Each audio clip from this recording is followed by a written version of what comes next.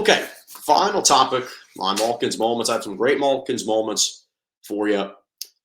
I have to start with the Philadelphia Phillies. Philadelphia Phillies have taken a 2-1 lead in this best-of-7 World Series over the Houston Astros, and yesterday was a statement win, 7-0 at Citizen Bank Park, home of the Philadelphia Phillies.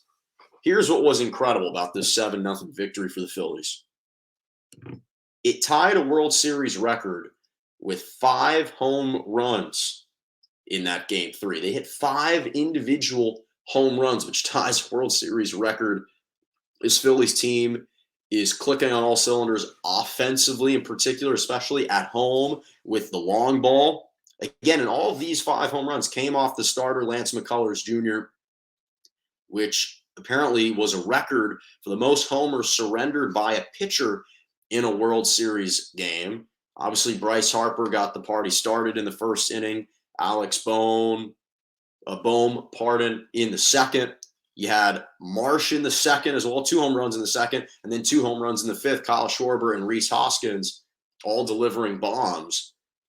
And it made the Phillies the first team in history to hit 5 home runs in the first 5 innings of a World Series game.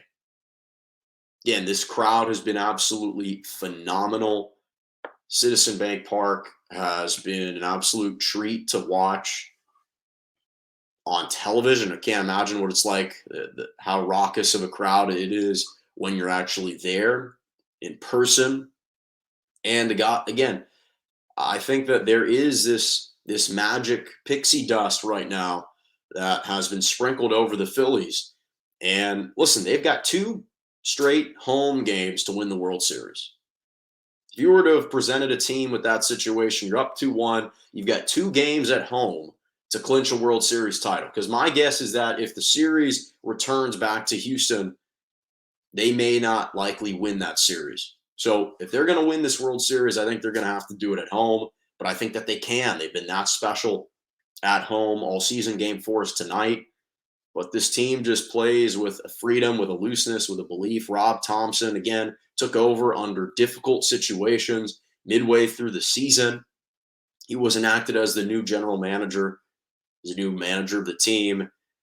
And he's just done a really good job extracting the very most and the very best out of the entire team, but in particular, the star players. And Bryce Harper has been setting the tone. He's been fantastic. And the Phillies are rolling right now, and they look incredible offensively. And yesterday's offensive eruption was truly a sight to see.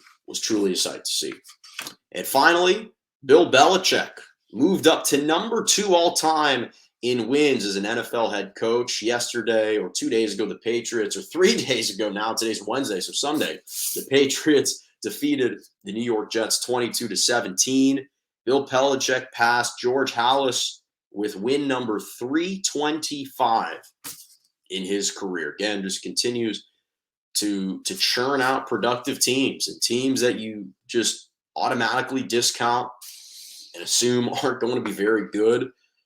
And he's finding a way to win games, whether it's Mac Jones, whether it's Bailey Zappi, whether it's the defense, whether it's the inclement weather, whether it's the hoodie on a rainy day look, doesn't matter. He'll get the job done.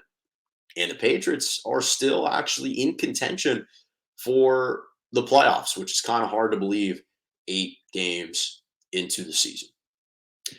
All right, that's all the time that I got for today. Thank you so much for joining me right here on Morning Joe every single Monday and Wednesday morning, 11 a.m. to 12 p.m. Eastern Standard Time, 10 to 11 Central, and 8 to 9 a.m. Pacific. Make sure to subscribe to my YouTube page, Morning Joe, J-O, with Jonah Malkin.